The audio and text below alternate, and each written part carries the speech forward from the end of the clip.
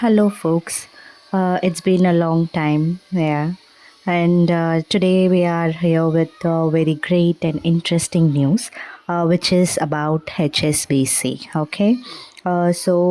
Indian origin based lady called Pam Kaur has become the HSBC's first female CFO in 160 years.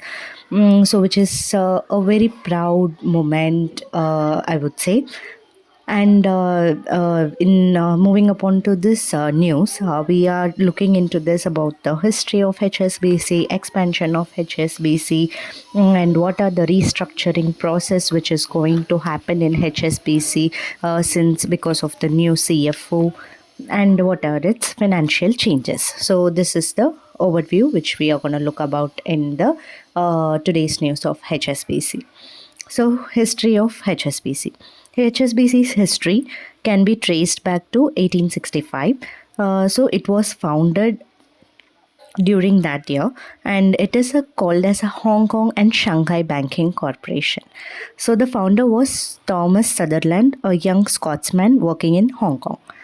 And what is its expansion? So HSBC expansion was driven by the growing trade between Europe, China, and India. So the bank opened branches in Japan in 1866, and in India 1867, and in Philippines in 1875, and Singapore in 1877. So all I would say, like, all these branches has been opened with less duration, like between 2 to 3 years one branch, 2 to 3 years they have moved to another country and another branch, which is a very fast growth of expansion to the HSBC.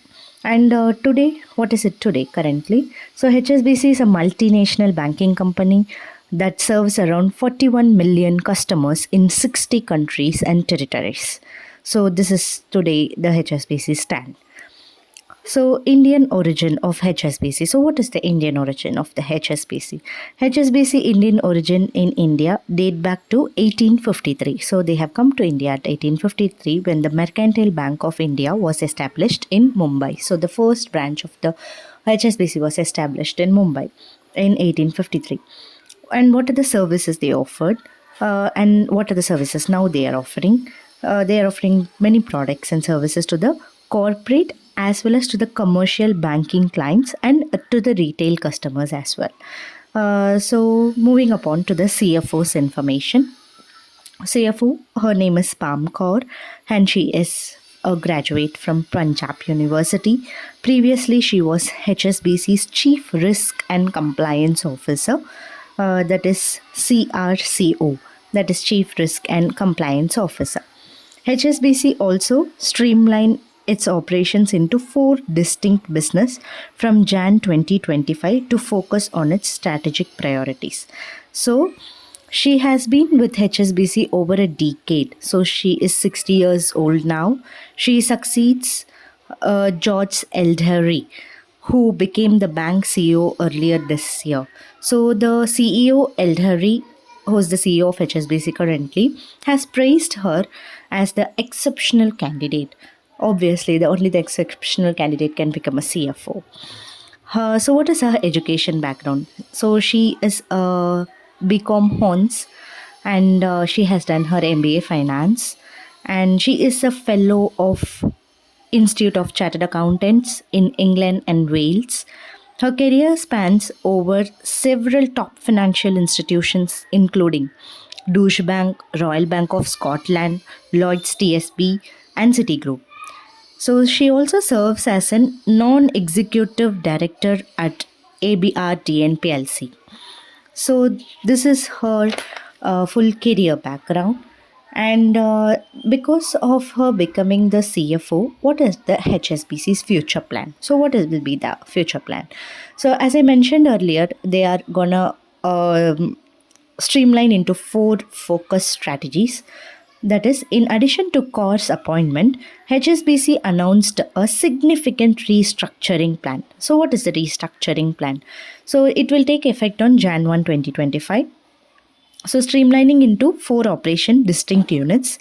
One is the Hong Kong unit, one is the UK unit, Another one is the corporate and institutional banking unit, then the international wealth and premier banking unit. The reason for this is global banking and markets business. So, UK, Europe, and America. So, these are the new structure as simpler, more dynamic, and agile market. So, they are pitching in a very new way towards the UK, Europe, and Americas. They are going to put a new structure. They want to enter into the dynamic agile market, which may be a bit simpler towards the structure. So then comes the financials and employments of the HSBC. So there are currently 2,14,000 people employed globally in HSBC. So what are the financials of HSBC? Their profit before tax has been increased to $0.1 billion to $8.9 billion this year, currently 2024. On constant currency basis, they have a 4% increase.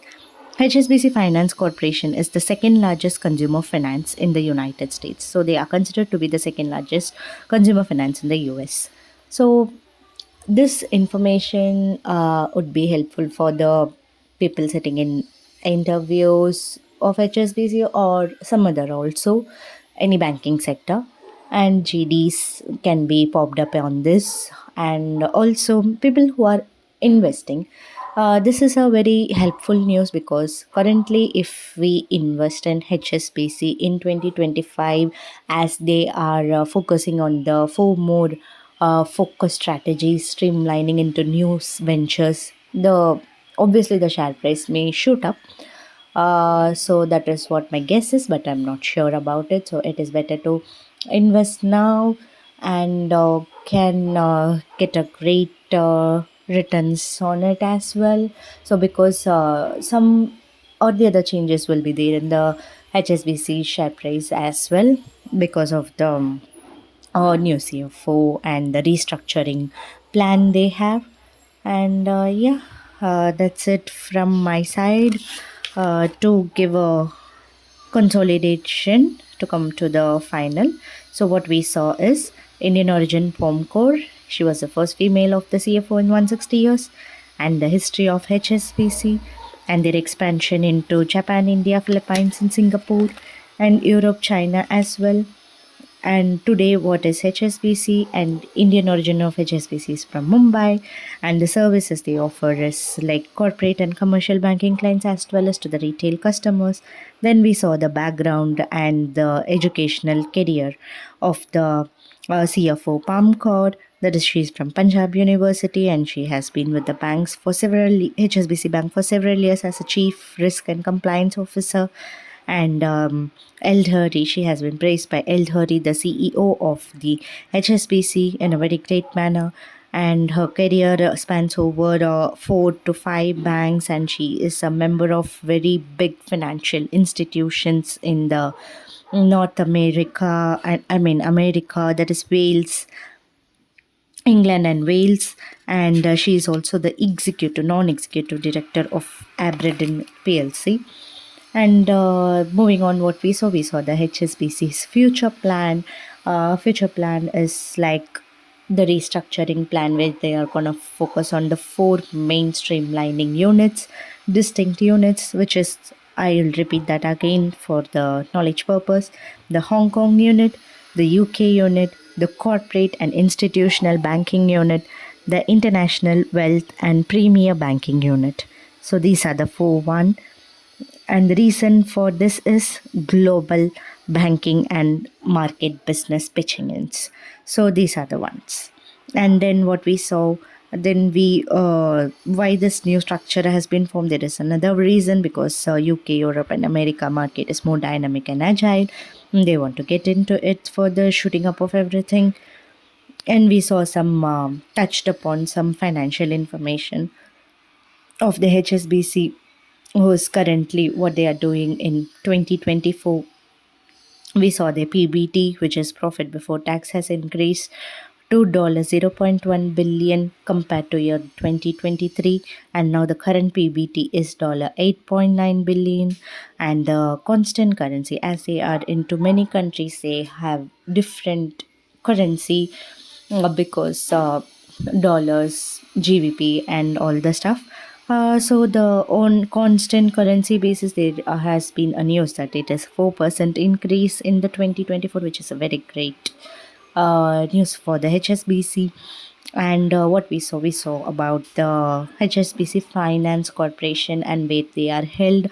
So they are considered to be the second largest consumer finance in United States. Thank you.